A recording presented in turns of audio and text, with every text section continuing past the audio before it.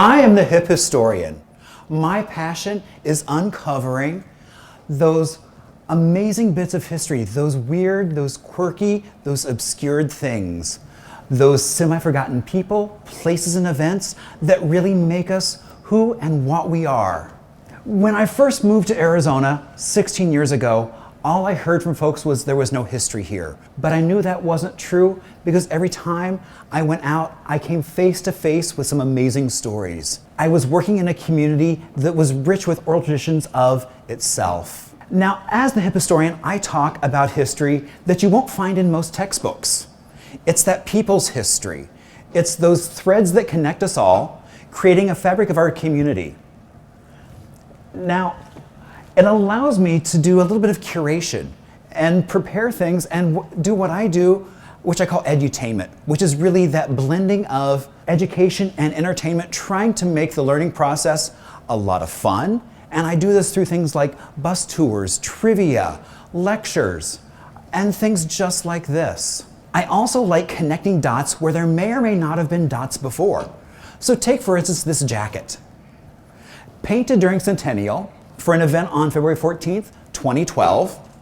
And it was painted by a local artist here who was also a sign designer here in the 50s that did some amazing work across our roads. And I'm not going to go into this because I've got a script that I've got to keep on to. Otherwise, we'd be here for another hour. So I'm going to be nice to you all and not do that. So my process starts with that discovery. That moment when you find that thing that's like, oh, this is worth pursuing further. I don't know quite what it is or how I'm going to do it, but it's going to be a fun adventure.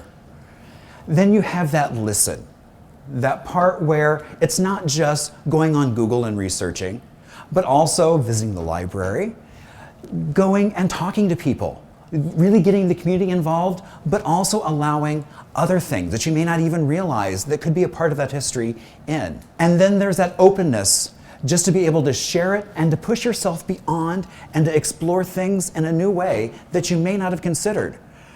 So I want to share an example. So I was on vacation and doing one of my favorite things that I do when I'm out of town or even in town is I like to explore a community through what it sees as disposable.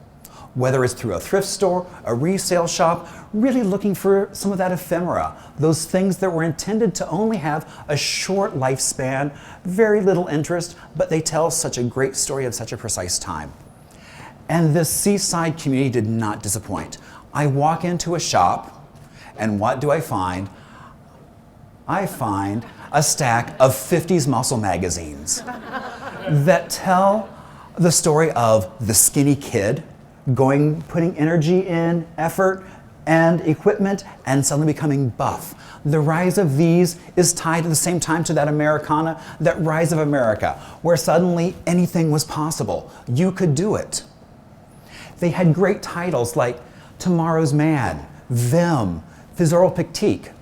And as I'm flipping through, looking at these great ads and things, I spot George Quentin Studios.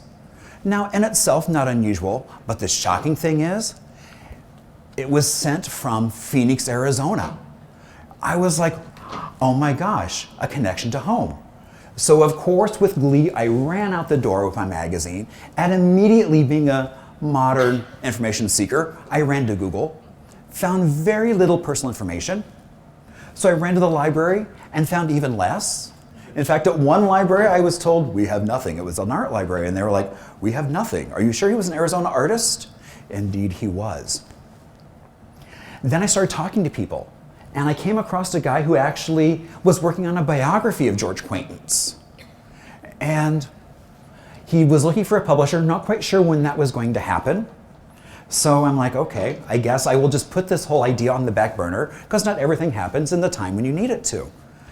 And one day, I'm doing one of my favorite activities in a thrift store, and what do I find? I find Songs for Sinners by Rusty Warren, recorded live at the Pomp Room in Phoenix, Arizona. So I go on, I Google, I find her webpage, and guess what? In the corner, there's a contact me button. And I did. So we've been exchanging emails, we've actually met for lunch several times, and I've learned that through her 16 albums that she recorded, her hit song called Knockers Up. She is being inducted into the Library of Congress, where she's being billed as the birth mother of the sexual revolution for her very body, but female-centric humor. And since she was working in Phoenix at the same time that George was, I was like, did you know George Quentin? She was like, I saw him around town. I knew of him, but we weren't good friends. But I had a little bit more to the story. And then I got a phone call from a local magazine that said, we've just had a biography that we want you to review. And it was that biography of George Quentin that I'd been waiting for.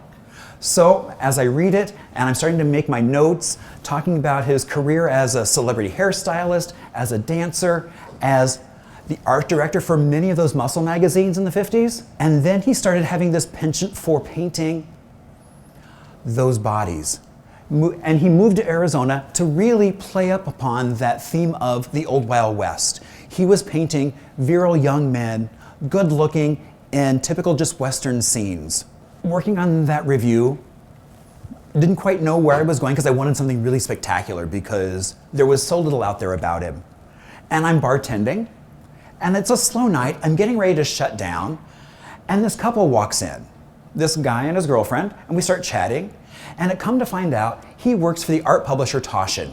And I throw out that, they recently published a few years ago, kind of the seminal work on George Quentin in terms of images. And he's like, you mean that guy that painted half-naked cowboys? I was like, yeah. And so we talk more, and then he's like, we're hanging a show of his right now in LA. I was like, what? Now, this guy, his art basically went from him to collectors and was never seen in public. That's why there's so little information about anything that he did. And so I worked and I got myself invited to that opening. And it was spectacular because normally you see his images and they're the size of a small magazine. But suddenly it's like seeing these images and they were life size. Now, if any of you know me, I like to dress, in case you can't tell. And so for this event, I actually had the perfect outfit because I already had done an event that we talked about George Quentin, and I had a friend paint some of his images on a suit coat for me. So I was happy to be able to walk in and find the original and then the copy on my sleeve. Now, what's amazing about George is he was painting these in a time period where things like this, if it was sent across state lines, could land you in jail. It really talks about that specific time period. After this, you'll see more by watching Baywatch today than you would by flipping through his art. So one of the reasons why I do this is because we all have great stories. We all count in this. And that my goal is that you open yourself up to explore new histories as well as research them in unique ways, talking to people and capturing their stories as well as sharing your own. Because this is an amazing place. We all have great connections to share with each other. So please go forward and connect with others. Thank you so much.